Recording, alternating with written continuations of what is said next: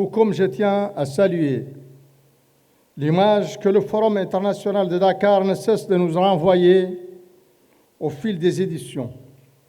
L'image d'une Afrique résolument décidée à se prendre en charge, à réfléchir à propos de ses défis et aux dynamiques socio-culturelles et économiques qui les sous-tendent. Une Afrique qui n'attend plus les solutions conçues ailleurs, mais qui œuvre à construire les siennes à travers les échanges, le dialogue et l'innovation.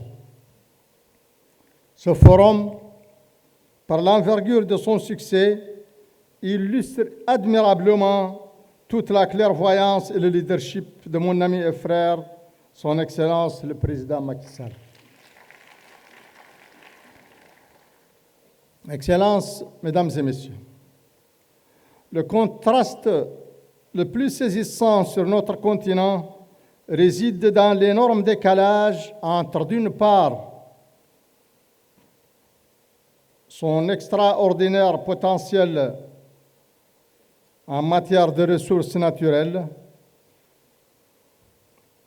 de position géostratégique et de ressources humaines jeunes et dynamiques, qui aurait dû en faire un espace de paix, de stabilité et de développement, et d'autre part sa réalité objective, souvent faite de pauvreté, de sous-développement, d'insécurité et d'instabilité sociale et institutionnelle.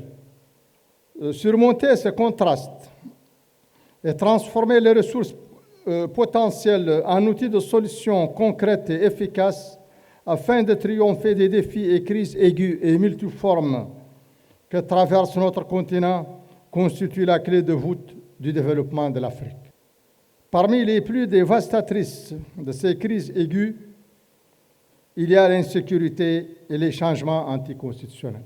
En effet, l'Afrique est devenue, depuis plus d'une décennie, le théâtre de diverses formes de violence terroristes, sociopolitiques et interethniques qui se propagent jour après jour à des niveaux, à de nouveaux territoires, déstabilisant les États et mettant hors de leur contrôle des régions entières qu'elles transforment, à l'image de la bande sahélienne, en zone d'incubation de l'extrémisme violent et de trafic en tout genre. Ces violences atypiques prennent souvent naissance dans la confluence de la pauvreté, de la malgouvernance, de l'absence de perspectives, de tensions sociales et de ruptures violentes des légitimités constitutionnelles. Autant de déterminants qui s'alimentent les uns les autres, tendent à enfermer notre continent dans le dramatique cercle vicieux du sous-développement, de l'insécurité et de l'instabilité institutionnelle.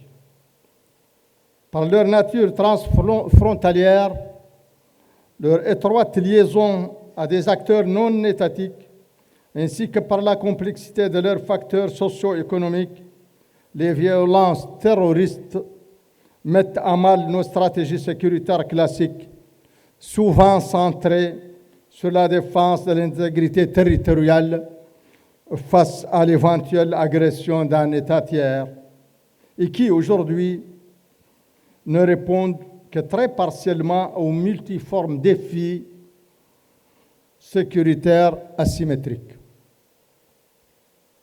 Pour faire face à cette insécurité qui sévit en Afrique et à son corollaire immédiat, l'instabilité institutionnelle, nous devons travailler à libérer notre énorme potentiel en matière de ressources et de construction des solutions innovantes par l'amélioration de la gouvernance politique et sociale, la gouvernance politique, la gouvernance sociale, la gouvernance économique au sein de nos États en vue de construire un développement durable assurant une prospérité partagée.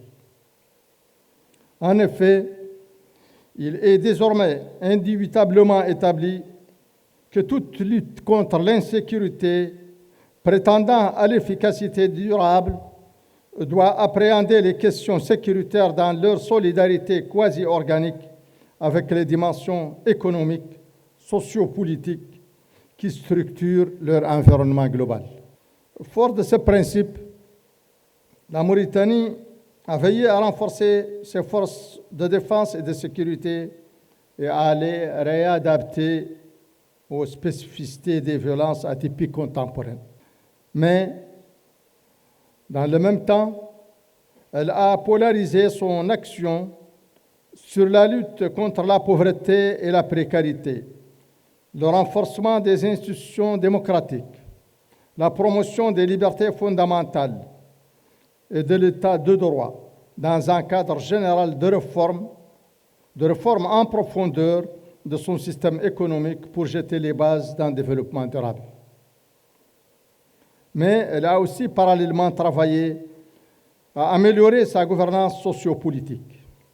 Elle a ainsi apaisé la vie politique, promis l'ouverture, le dialogue et la concertation au rang de mode essentiel de gouvernance sociopolitique, tout en travaillant à la déradicalisation de ces jeunes et à la promotion d'une culture d'ouverture et de tolérance. Jusqu'ici, les résultats en matière de sécurité, de stabilité et de cohésion sociale sont plutôt probants.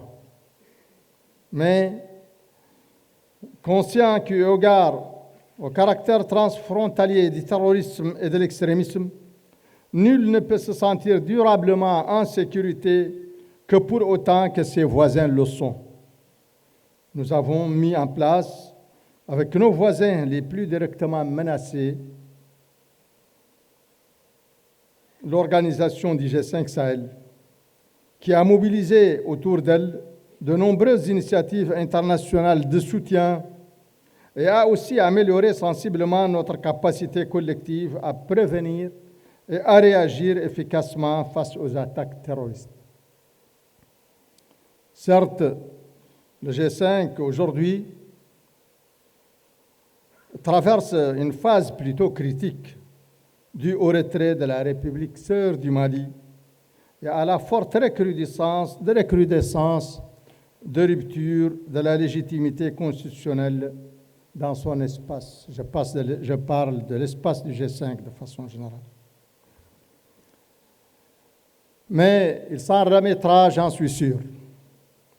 Et le combat collectif contre le terrorisme et l'insécurité se poursuivra sans relâche. Il y va de l'intérêt de la sous-région et du continent dans son ensemble.